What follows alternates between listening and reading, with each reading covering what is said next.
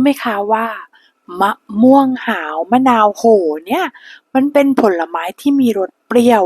และมีประโยชน์มากเลยนะWow สามารถนำมาทำสิ่งเหล่านี้ได้นะคะเช่น1ทำเป็นอาหารได้ค่ะ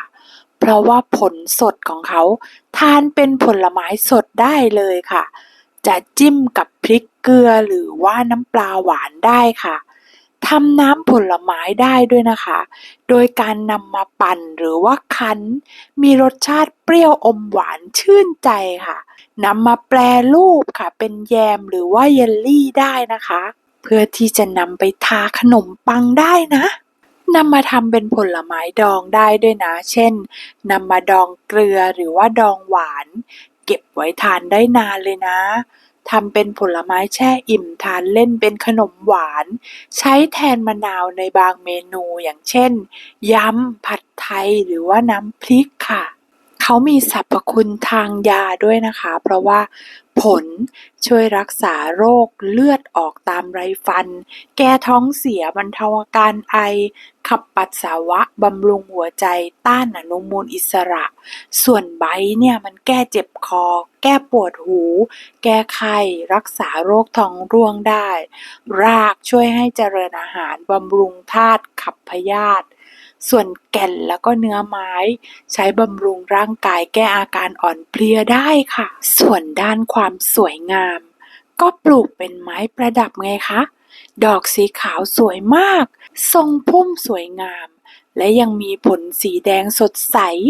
คือสวยจริงๆนะต้นไม้ชนิดเนี้ย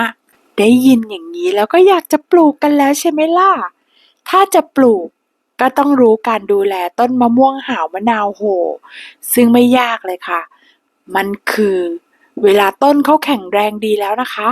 เขาจะชอบแสงแดดมากเป็นพิเศษค่ะดังนั้นควรจะวางกระถางหรือว่าปลูกในที่ที่โดนแสงแดดเต็มวันจ้ะส่วนการรดน้ำควรจะรดน้ำให้ชุ่มแต่ระวังอย่าให้แฉะจนเกินไปค่ะรดสักประมาณ 3-4 ครั้งต่อสัปดาห์ก็พอค่ะในช่วงที่ออกผลควรจะรดน้ำสม่ำเสมอทุกวันนะคะส่วนเรื่องดินมะม่วงหาวมะนาวโหชอบดินร่วนหรือว่าดินร่วนปนทรายค่ะเรื่องปุ๋ยนะคะควรจะใส่ปุ๋ยหมักและปุ๋ยคอกค่ะเพื่อบำรุงรากให้แข็งแรงและช่วยให้ออกผลดีขึ้นนะคะควรจะหลีกเลี่ยงการใช้ปุ๋ยเคมีค่ะเพราะว่าอาจจะมีสารพิษตกค้างในผลได้ค่ะการเก็บเกี่ยวมะม่วงหาวมะนาวโหออกผลตลอดทั้งปีเลยค่ะแล้วก็จะพักต้นในช่วงสั้นๆนะคะประมาณเดือนตุลาถึงเดือนกุมภาค่ะช่วงที่ให้ผลดกที่สุดก็คือเดือนพฤษภาคมจนถึงมิถุนายนค่ะผล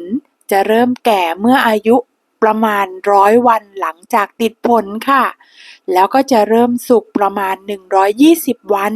หลังจากติดผลนะคะสังเกตได้จากผลมันจะเริ่มนุ่มแล้วก็สีมันจะเปลี่ยนเป็นสีม่วงเข้มค่ะมะม่วงหาวมะนาวโหเนี่ยเขาเป็นต้นไม้ที่ไม่ค่อยมีปัญหาเรื่องโรคและแมลงมากนักนะคะ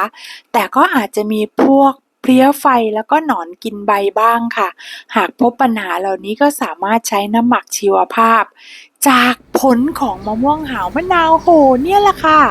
เพราะว่าเขามีรสเปรี้ยวใช่ไหมผสมกับน้ำยาล้างจานเล็กน้อยแล้วก็ฉีดพ่นเพื่อไล่แมลงได้นะหรือใช้วิธีการจับหนอนออกหากไม่ต้องการใช้สารเคมีค่ะดีจริงๆเลยเก็บผล